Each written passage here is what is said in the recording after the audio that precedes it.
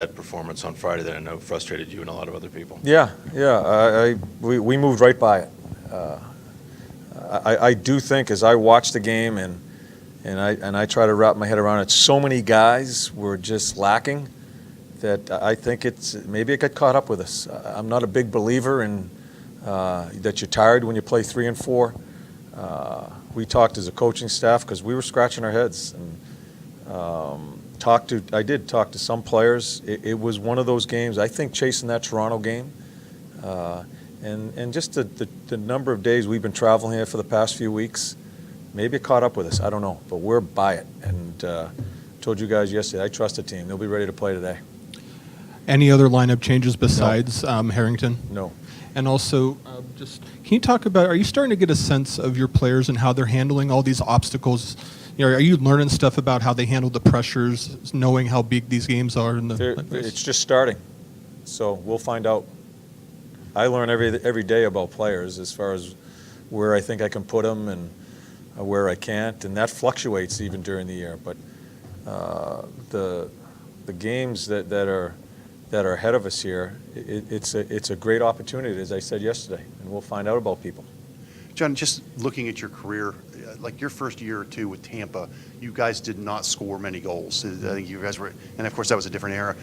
Have you gone through this lately in your career where you've had a team that was 6th in the league in scoring last year and has struggled? Have you had other teams like this in the past where really so many guys not scoring? I've been in it so long, I don't remember, but it is, you go through it. I don't, the situation we're in now, and I think for the past few weeks, I think we're creating offense. We just, we had a number of guys that had career years last year.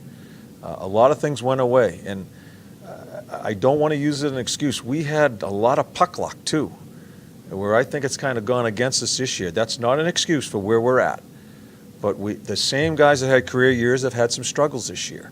But right now, in the past 3 or 4 weeks, I think they're creating scoring chances. It's a matter of finishing and not getting, not overanalyzing it as we do every day. And you guys have a perfect right to ask me the questions because that's where we're at.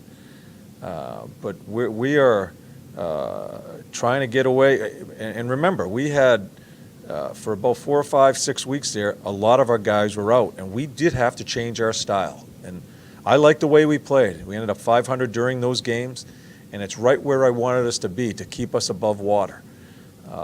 Now we're into that, trying to stay on the attack. That's what was disappointing the other night. We just didn't stay on the attack where 5 or 6 games prior we're on our toes. We just need to stay on our toes and keep banging away here. You mentioned the other night dealing with structure. Will that be an issue against this Pittsburgh team as well, learning to deal with that structure? Sure. They're a good team. They're a Stanley Cup 2-time.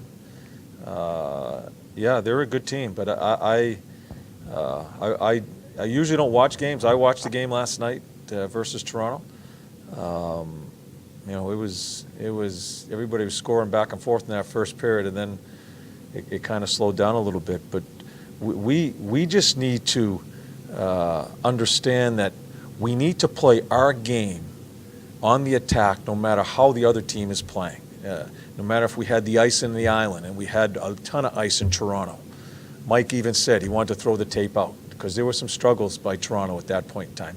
I thought we took advantage of it. We just couldn't score on Anderson.